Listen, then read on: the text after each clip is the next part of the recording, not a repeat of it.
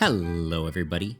Terrence Lakey with another edition of the Intellectual Agrarian Podcast, where we talk philosophy from the farm. One of the big questions we ask on this show is why farmers farm, and our guest today asked the very same question. Elvira DiBrigett is the author of Why We Farm, Stories from the Farmers of the Capay Valley. Together, we talk about what inspired her to write this book, the importance of the sustainable farmer, and of course, why farmers farm.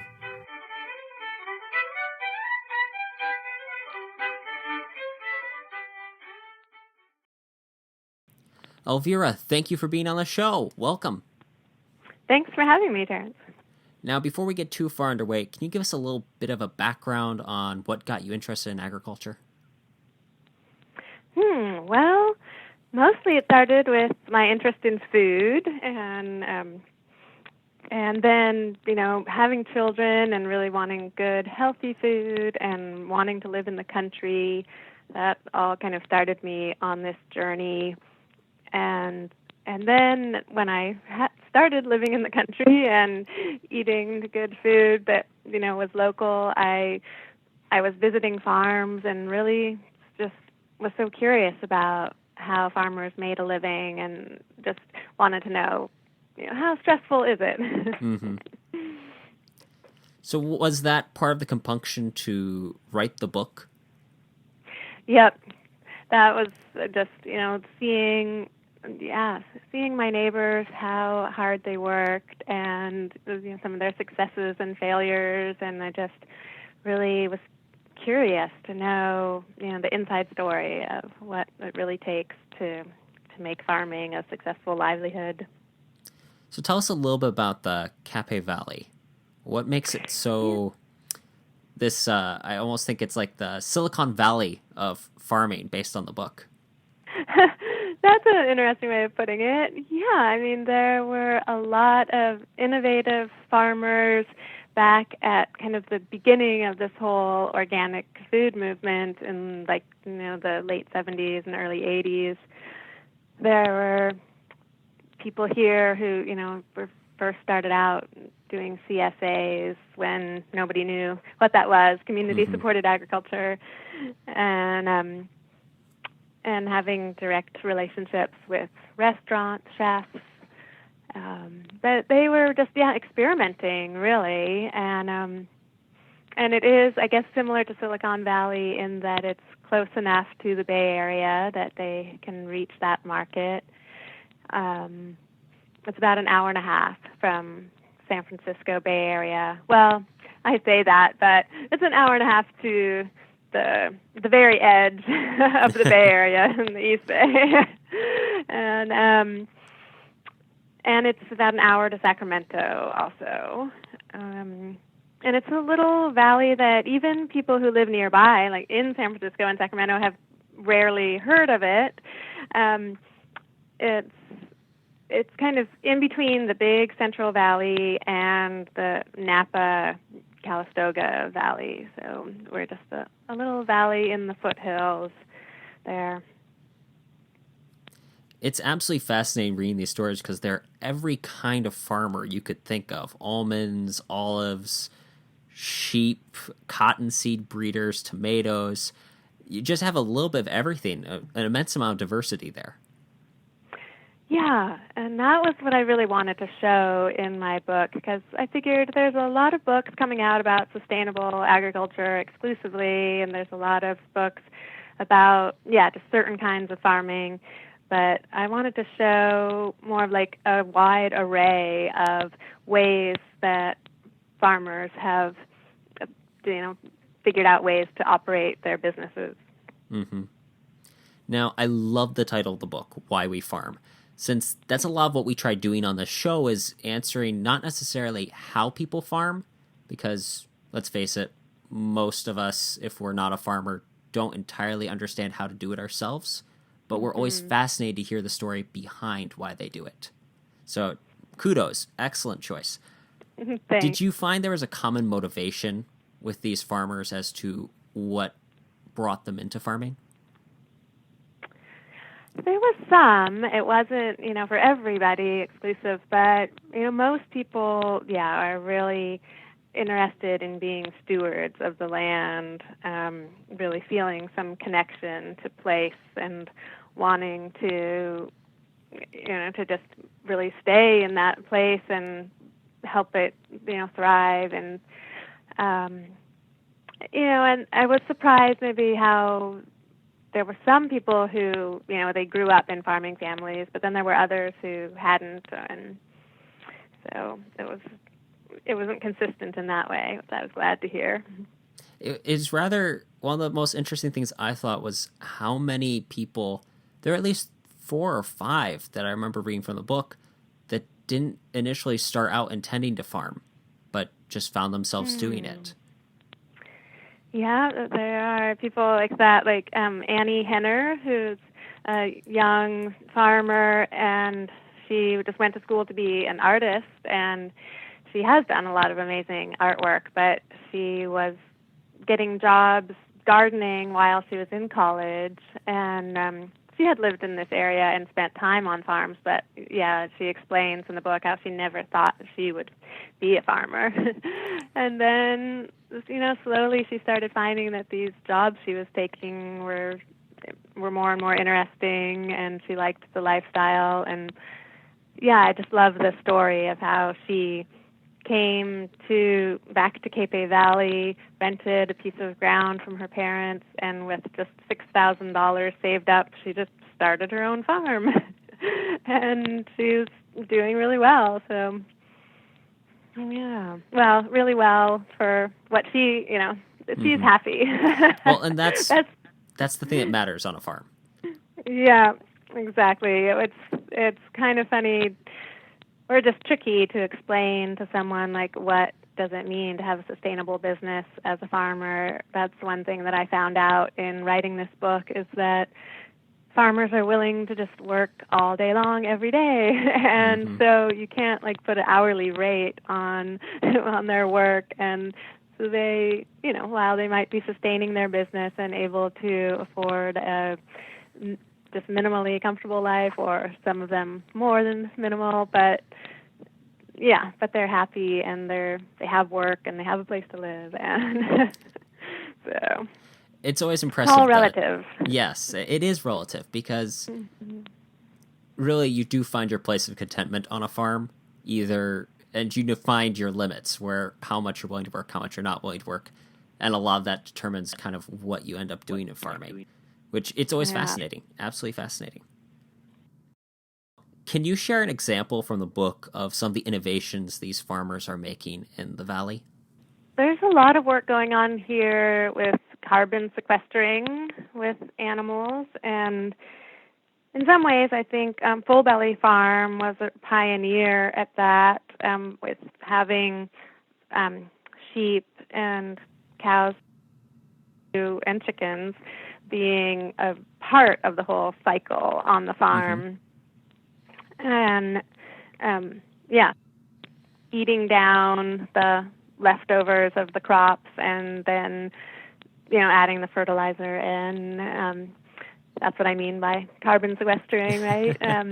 It's always good to explain every concept, because not everyone that's listening knows these things. It was a new term for me, definitely. So now there are a few different pasture-raised livestock operations here in the valley, which some of them I interviewed for my book. And that's definitely not the only thing. There's more and more people trying to do some no-till methods. I know Full Belly actually just this last year feeling like they had some success with that on a larger scale than they had previously, by just growing a nice cover crop in one field, and then before it went to seed, they came through with a mower that had a crimper on it, and so then they just crimped down the weeds and then let them die there, and then they become a ground cover and mulch, and then they were able to plant in there. So they're always trying to look for new innovations. And yeah, it was interesting. I was talking to Paul Muller of Full Belly Farm recently, and he was saying that he really feels like a lot of the farmers here could do a little more to really try to stay on top of this, on top of the field, having more creativity, and that's what it really takes, more innovation to do our best. And there's always something to do on a farm. Yeah, that's for sure. So when you interviewed these various farmers that are featured in the book, what were recurring themes that came up in your conversations?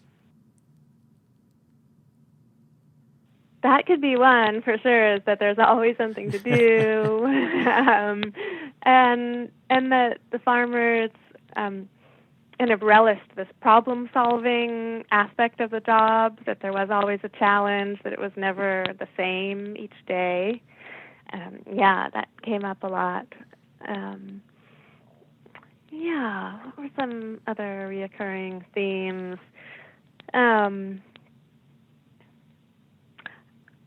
I think, yeah, people, being concerned about how to market their products or their business, just how important that was for them. It wasn't just the farming and then selling it. It was like this whole staying on top of what was going to be, the new thing in the public's eye, what was the hot item. And yeah, so just marketing in general, how important that was, kind of surprised me.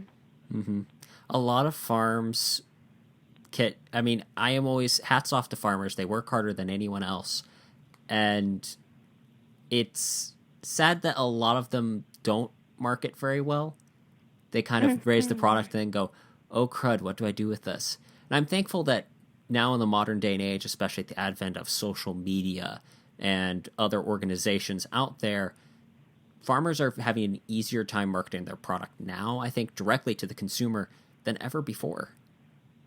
Yeah, it is interesting to see that development. And the Barsati family, with the chapter on Capay Organic or Farm Fresh to You, they talk a little bit about that, how it's, that's a new model, that the kind of, don't need as much of the middleman, and then that if there is a middleman, that they can really be more conscientious about what the farmer is going through and what, just making it good for both sides, because the kind of the larger overall, global food market in our society is not geared towards helping out the small farmer, for sure.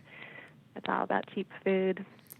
That's one of the difficulties of today's society, is mass-marketed food. And it's a pleasure to see so many farmers looking at an alternative method, sustainability. Mm-hmm. So traveling to these various farms, meeting the various people from all different walks of life, was there anything that surprised you about their stories?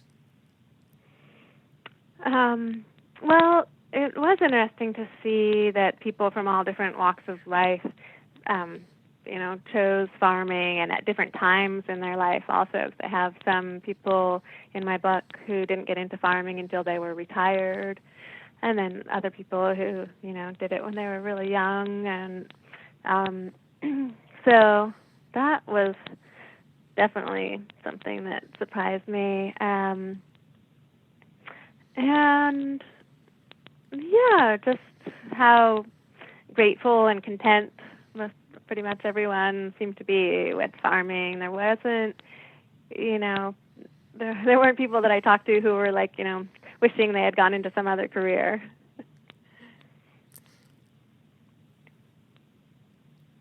In reading your book, you learn a lot about one farm in a chapter, and then that same farm will show up in another person's chapter. With all that kind of overlap, is the community very tight-knit with the farmers? I mean, it's just really neat to see farms recurring throughout the book, popping up here and there. Yeah, I tried to show how there's like these real relationships between the different farms, and it is very tight knit. In fact, in my interview with James Kinter from Fecka Hills, he was talking about how, that his generation, which he sees as like the second generation, or I don't know, maybe he said the next generation, and they're, I guess, people in their 30s who went to school together at high school, at the local high school, so they know each other, and they'll, just see each other at social events, and so then partnerships happen in that way. And there's also been some really, in fact, James Kinter's mother and another local farmer were kind of the background that got this one organization started, the Capay Valley Vision, which was a really purposeful way to create community and get people talking about how we could work together. And there was an ag task force as part of that. And they really worked to create a brand for the Capay Valley with this, a certain picture, and just creating a brand, getting the name out there. Although, like I said, still not that many people know where Capay Valley is. But some people, say, "Oh yeah, I get my vegetables from there." Yeah, the community, working together in community, has been a really important thing for the farmers here. Does the local non-farming part of the community play a big role too? That's an interesting question. I mean, there are a few farm stands that happen a couple of times a week, and people go and support that, and go to events that happen at the farms. And there's a big Hose Down Harvest Festival. This is going to be the 30th year, and that is a time when the whole community gets together, and farmers and non-farmers and all the community organizations are there for the day, and it's all a fundraiser that started out as a fundraiser for the Ecological Farming Association of California. So that's the one interesting way that non-farmers are part of what's happening here. What are some of the most pressing issues that family farms are facing today, from your observations? Yeah, I think there's a couple of things that kind of go together. It's really this big global market and over-regulation of agriculture. That can be really hard for the small farmer because they're having to work under the same regulations that are generally made for this big agribusiness type company. So even like a lot of these food safety regulations are not so much of an issue for a small farmer, but they still have to play by those rules. The hazards really come in when you've got these tons and tons of, let's say, spinach all coming into a facility at once, and that's not, those same problems aren't happening when you've just got one person, a couple of people picking spinach and bringing it to one sink and rinsing it. And so that costs money when they have to go through inspections and meet these regulations. So that's definitely something that a lot of farmers brought up, and they want to do their best, and they want to. It's not that they don't want to follow regulations. It's just that it's a real hardship on their business when the regulations are not to scale with what they're experiencing. Scalability is something that, unfortunately, many federal bureaucracies do not understand the concept of. Yeah, it's really interesting to, is it that hard to make it scalable? I don't know. If you had to summarize your big takeaway from your experience interviewing all these different farmers, what would you say it is? I I guess my big takeaway would be that small farmers are really needing the support of the public. Before when I wrote this book, I thought, oh, isn't it nice that people are interested in this growing, eat local movement, and but I didn't realize how important that could really be to a group of local farmers and people who, without the public's understanding of what it takes to farm, the struggles are a lot greater. So I was really struck by that, how much integration with society in general, how important that is for farmers. Absolutely. Well, thank you very much for being on the show. Where can people learn more about your book and your work? Yeah, well, the best place would be to go to my website, which is whywefarmcapay.com, and Capay is spelled with a C. And there's a couple places to find the book there. And I'll be telling what events I'm going to be at on that website. Well, excellent. Thank you very much for being on the show. Hopefully we'll have you again on the show sometime. Thanks so much. Yeah, it looks like you have some great speakers there. You get some good listeners, I'm sure. Well, hopefully they'll all be reading your book once it's released. Thanks. It was great to have Elvira on the show today. Be sure to look for her book, Why We Farm, wherever books are sold. You can find the Amazon link in the show notes below. Thanks for listening. You can support the show by subscribing on whatever listening medium you use. And while you're there, leave us a nice review. It helps the show and brings a smile to my face. Follow me on Twitter at @T_Lehue and at Intellectual Agrarian everywhere else. This has been the Intellectual Agrarian Podcast, reminding you to keep farming the dream.